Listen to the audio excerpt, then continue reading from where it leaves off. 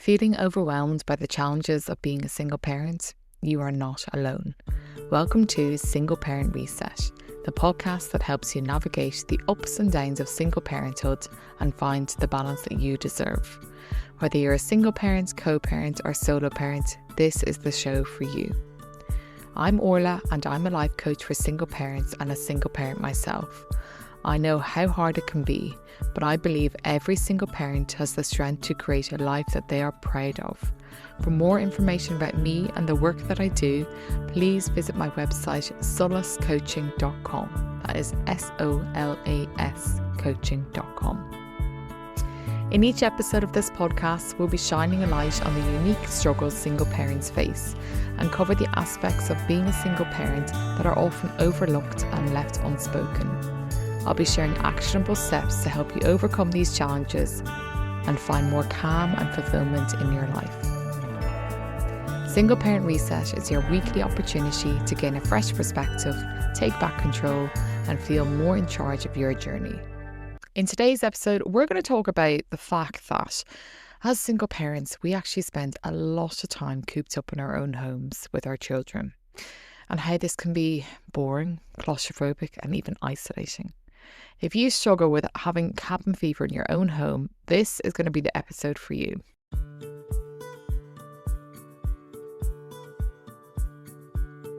Parenting solo, it can just be exhausting.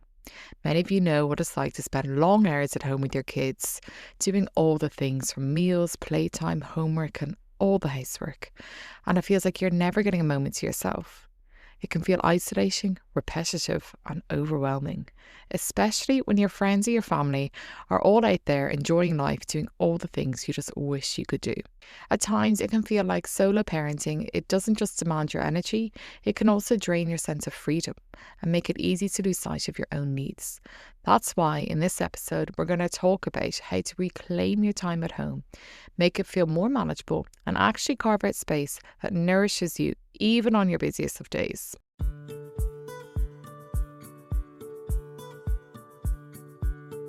I remember when it was coming towards the end of all the lockdown restrictions and I was catching up with a friend and she was saying how great it was to be able to get out and about again now that the restrictions had lifted.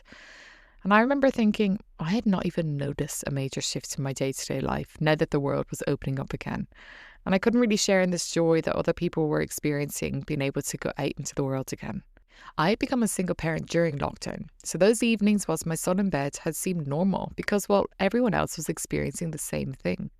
But when my friend talked about how great it was that lockdown was ending, it dawned on me that I was still facing a lockdown every single evening when my son was in bed.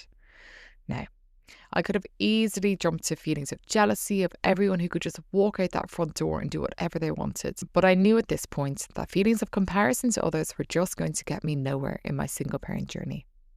And I needed to focus on what I could control. I realised that although the novelty of lockdown activities had worn off for others, I would need to continue to make sure I was being intentional about my evenings and how I spent them, as I was in this for the long haul. And that is what I've done. I make sure my evenings feel full even if I'm stuck at home. And that is what I'm going to share with you today. Strategies to help you reclaim your time at home. And yes, while it may be more time that you ideally would want to be spending at home, there's no reason why you cannot enjoy that time.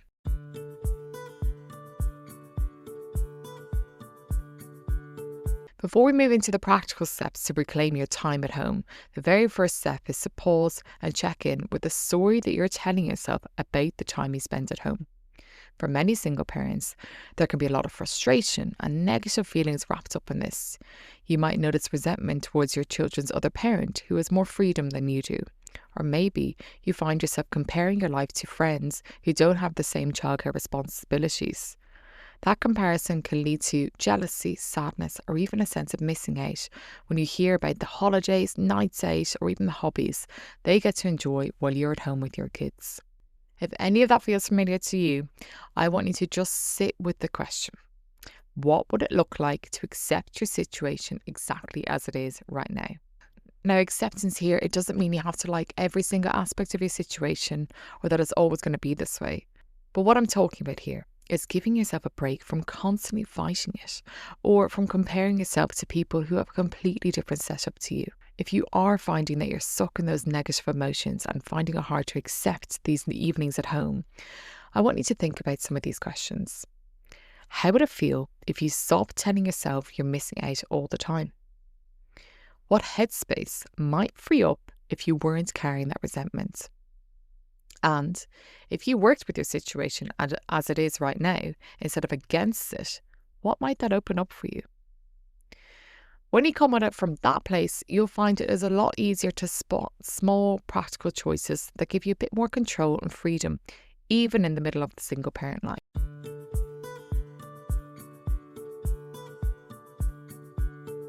Okay, so now that you're hopefully feeling a little lighter about your situation, let's move on to what you can actually do to make the most of your time at home. Now, I'm going to be throwing out a whole host of ideas here. Some of them might really click with you, and others may not feel like your thing at all, and that's absolutely fine.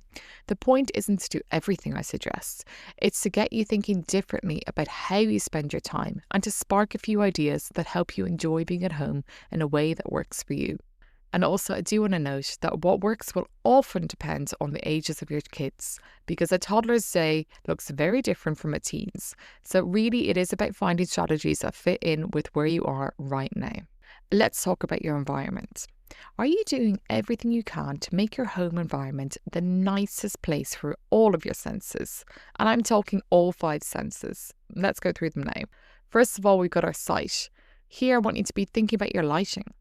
Is your home well lit in a way that feels calm and inviting?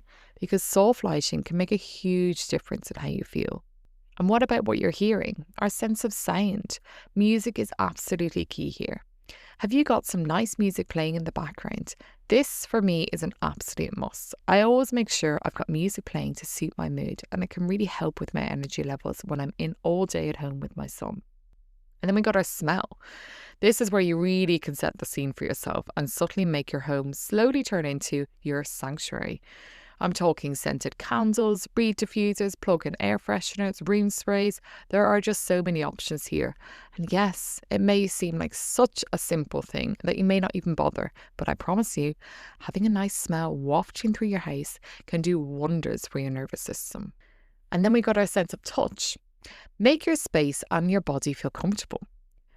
Comfy clothes, a cozy blanket, soft cushions, all these things can make your home feel like a place that you want to be, even if it's busy and an absolute mess. And the last of the senses is taste. Now, this one is such an overlooked one when it comes to making your home a nice environment. When you're at home all day with your children, you are going to have to be cooking. And if you're going to have to be cooking, make sure you're cooking something for you, food that you enjoy as well. You do not need to be subjected to fish fingers all weekend long. So when you're doing that shopping list and getting the food in, make sure there's some nice food for yourself. Okay, it's not the same as going out to the latest restaurant that's opened up in your area, but just because you can't get out there doesn't mean you shouldn't enjoy a nice, wholesome meal for yourself. And they are the 5 senses that you can be thinking about when you look at your environment and make it a nicer, more inviting place for you to be if you're going to be spending all that time. So you've got what you can see, what you can hear, what you can smell, what you can feel, and what you can taste. Going through each of these 5 senses and thinking about how you can adapt them to make your home more inviting for you is a brilliant way to make your home somewhere you don't even want to leave because you've made it so nice for yourself, rather than thinking, oh God, another day stuck in this place.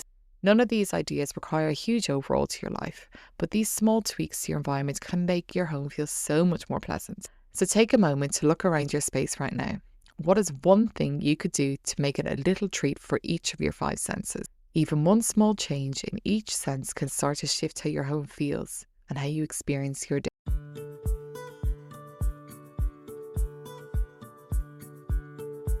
Now that you've thought about your environment and how to make your home a place that actually supports you, let's talk about how to manage and enjoy during the day with your kids at home when they're awake and active, the time when your children are up and about and in your company while you're at home. A brilliant bit of advice I heard recently, and honestly I kind of wish I'd heard it sooner, is to break up the day into sections. Now, I guess those of you with younger children would naturally have these sections broken up where nap schedules and feed routines already dictate the day. But for those of you with older children, this can be a great way to make the day seem more manageable rather than one long expansive stretch of time. And there are so many benefits of this. It can make the day feel more predictable and less overwhelming. It can even make sure that you're intentionally carving out some little moments of time for yourself. And I found that for my son, it brings a bit of rhythm and structure, making him calmer and more cooperative, as much as I can expect a 6-year-old to be.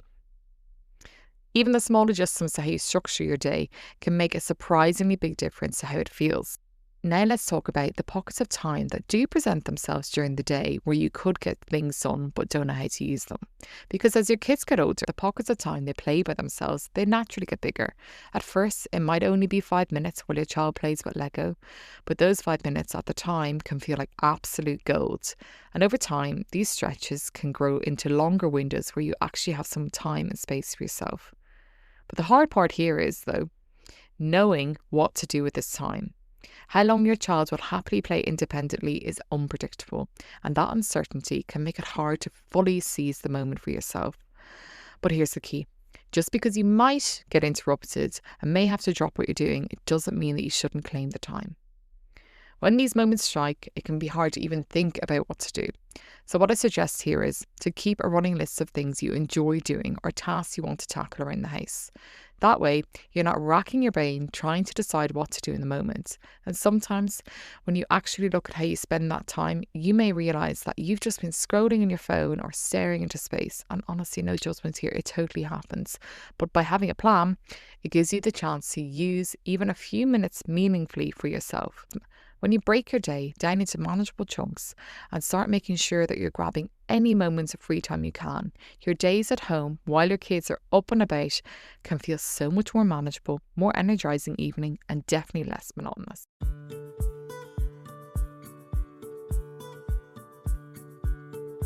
Now let's move on to reclaiming your evenings and the time when your kids are in bed.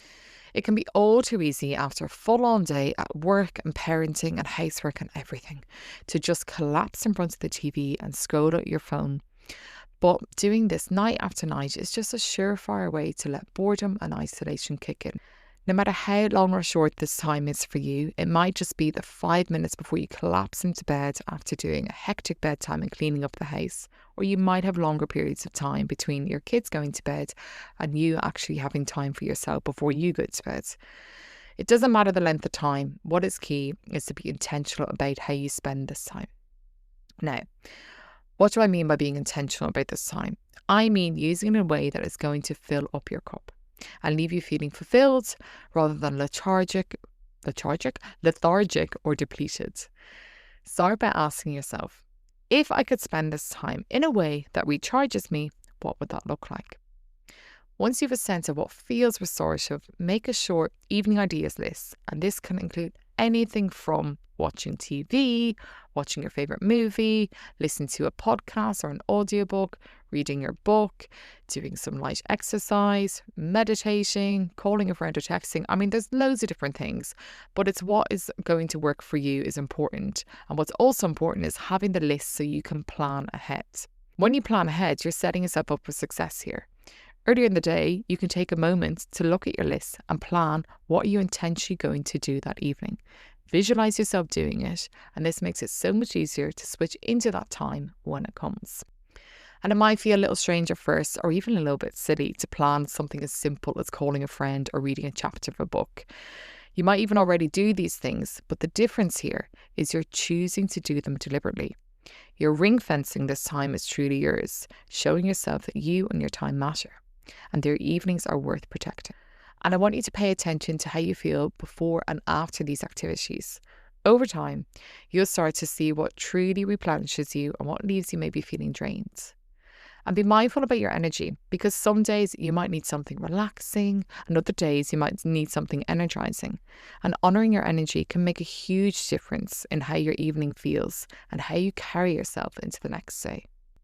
And if this still sounds like a stretch to you and this concept is totally new to you, that is absolutely okay. You can start small. Try it once a week or pick weekends when the timing feels a little bit easier. Even just a few minutes of intentional activity can make a big difference in how nourished and connected you feel. So here's an exercise for you to try now. Think about tonight or your next available evening. What is one small thing you could do just for you? Something that leaves you feeling replenished, even if it's just for 5 or 10 minutes. It is these intentional moments, no matter how small, that can make your evenings and your life as a single parent feel lighter and more fulfilling and truly your own.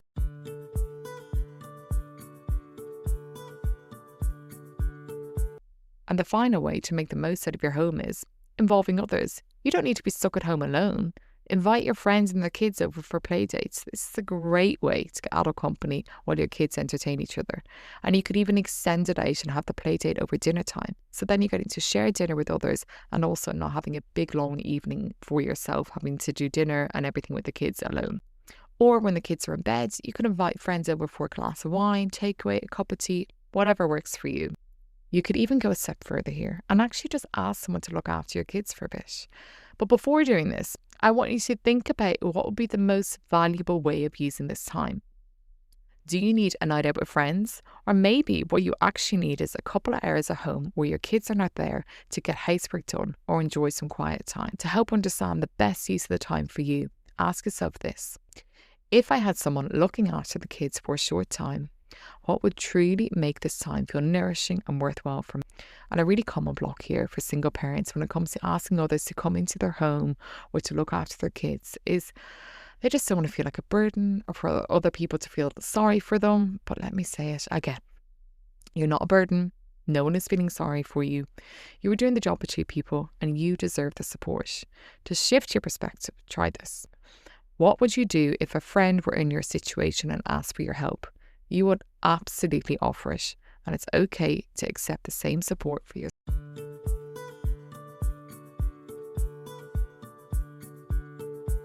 Parenting solo often means long hours cooped up at home, but just because you can't always get out as much as you'd like to doesn't mean boredom or loneliness have to take over. By being intentional about the environment you create and how you spend your time, you can make your days at home feel full and worthwhile, rather than just another day. You absolutely deserve to reclaim this time and to fill it with what truly brings you joy. What is one thing you are going to do intentionally for yourself at home this week? Let me know on Instagram. I love to hear your stories of what actions you're taking from listening to this podcast. Thank you so much for listening to this week's episode of Single Parent Reset. You have taken 15 minutes out of your day to do something for you, and that alone is a step in the right direction towards living a life you deserve. In next week's episode, we're going to talk all about being confident in holding your own when it comes to the choices and the decisions that you make. Because a lot of the time, when you become a single parent, you can feel like your self-esteem and confidence can get dropped. And it can be hard to defend your own choice and decisions when well-meaning friends and family members put them under the spotlight. So if you struggle with this and you find that the noise gets too much sometimes, listen to next week's episode to understand how you can hold firm on your decisions and your choices with confidence and ease. If you're interested in working with me one-to-one, please go to my website, solacecoaching.com, for further details. And don't forget to follow my Instagram page @solacecoaching for more insightful content on living a life to be proud of as a single parent. As always, if you find this episode useful, please share with your friends and family. Remember, many single parents may seem like they have it all together, but this could be exactly what they need to help them move forward today.